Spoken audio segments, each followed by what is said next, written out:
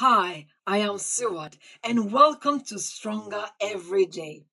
If this is your first time tuning in, I am so glad you're here.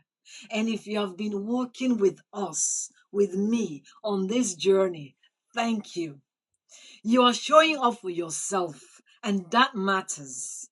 This space is where we get honest about life, the fear, the doubt, the part of us that wants to grow, and the part that whispers, what if I fail? Today, I want to talk about something we all feel, even if we don't always admit it out loud: the fear of failure, and not just how to survive it, but how to move through it with courage, clarity, and purpose. Because fear doesn't mean stop, it means pay attention and move forward anyway. Let me ask you, how many dreams have you delayed because of fear? How many times have you talked yourself out of something not because you weren't capable, but because you were afraid you would mess it up? You are not alone. Fear of failure is one of the biggest reasons people stay stuck. But here is the truth: failure isn't the end, it is feedback. And every person you admire, every leader, every creator, every coach has failed. It is not about avoiding failure, it is about learning how to fail forward. There was a season where I kept holding back. I had ideas, visions, dreams, but I kept waiting for that perfect moment. Why? Because I was afraid. Afraid I would get it wrong. Afraid people wouldn't take me seriously. Afraid that if I tried and it didn't work, it could confirm my worst fear, that I wasn't enough. But you know what I learned? The fear never fully disappears. But your willingness to move anyway, that's what makes you powerful. Here are three ways to handle fear of failure and keep going anyway. Number one, name it to discern it. Fear thrives in silence. But when you name it, I am afraid of failing at this, you take back your power. Don't pretend it is not there. Say it, own it, then ask, what's the worst that could happen?